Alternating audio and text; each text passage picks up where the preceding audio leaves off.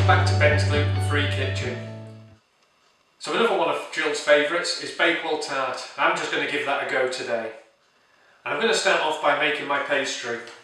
So I've got 200 grams of gluten-free plain flour, half the amount of fat, so I've got 100 grams of very cold butter.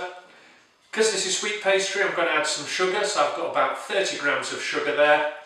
And then I've got my liquid, I've got 1 egg and a couple of teaspoons of cold water as well. So I'm just adding the fat and the sugar.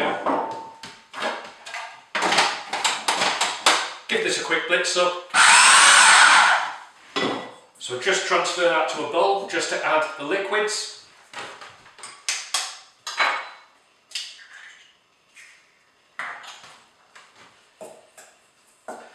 So mix in the egg first. I always find when I'm making pastry it does seem to take forever to come together, but if you just persevere it'll happen. And when you're happy that egg's cooked through the flour and butter mix, just going to add 3 or 4 teaspoons of very cold water and just carry on mixing. And again, after a while, you will start to see that come together. And then it's at that point you can quickly get your hands in, help form it into a ball, and then just put that in the fridge to relax for a few minutes. And it is quite tempting to add more water if you don't feel it coming together, and that's just going to toughen up the pastry. And you're not going to get that nice flakiness when you bite into it.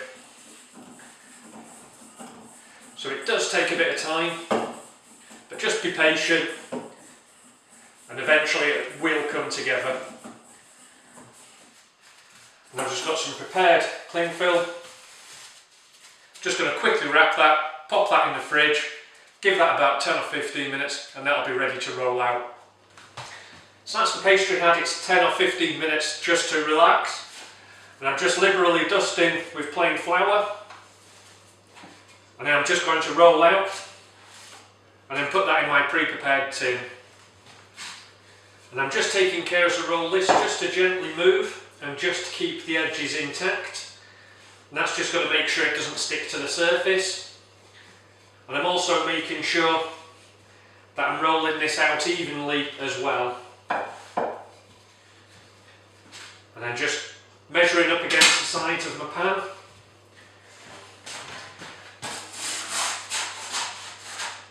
And then just gently manoeuvring into position. Pizza. And if you don't have a pizza peel, you can just use a thin sheet tray. That'll work just as well.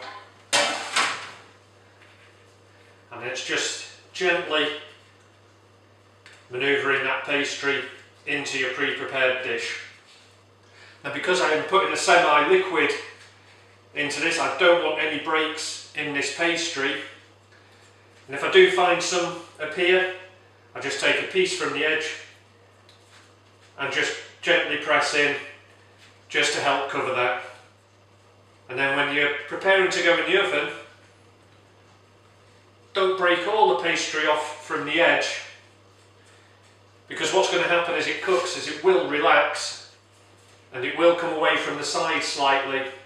So this is just going to help it retain its shape. Now I am going to blind bake this. And that just involves filling with these ceramic baking beads. What that helps is that helps retain the shape as it's cooking, and that just gives it its first cook just before we put the filling in. So I'll just put a piece of baking parchment inside just to help protect the pastry. And I'm going to put that in at about 180 degrees for around 10 to 15 minutes just for its first baking. So while the pastry is blind baking, I'm just going to prepare the filling. So I've got 100 grams of slightly softened butter and 100 grams of caster sugar. I've also got 150 grams of ground almonds. And I'm also going to add around about 20 grams of gluten-free plain flour and 1 egg. So I'm just going to beat the sugar and the butter together. That doesn't take too long.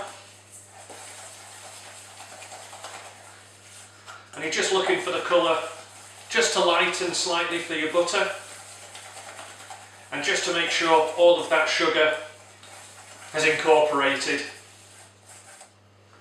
Now I'm just going to add the egg.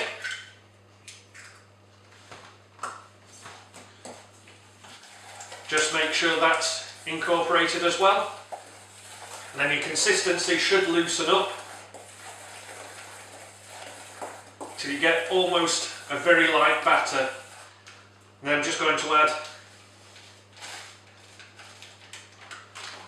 the almonds and just weigh in around about 20 grams of gluten-free plain flour, and then just bring all of those together, making sure I'm incorporating the flour and the almonds into the butter, sugar and egg mix. And that should come together in a very thick batter.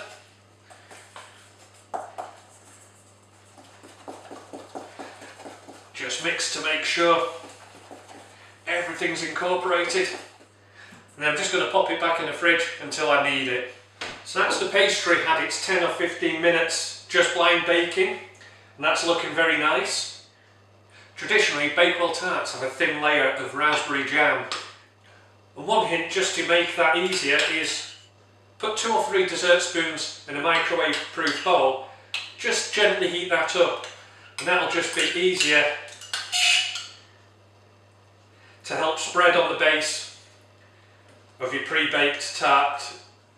And then next, with your pre-made frangipani, just gently put that into the base and gently press down, just fill in to the sides. So I'm going to put that back in the oven, and that's at about 180 degrees, and I'm going to give that about 35 to 40 minutes and just give it a quick check after that.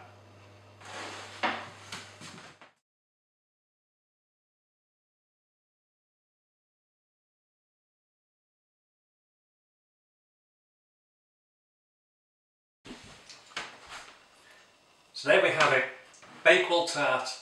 So I hope you found that easy to follow along. Hope you give it a go and enjoy it as well. Remember to subscribe, give me a thumbs up, and I'll catch you next time on Ben's Gluten Free Kitchen.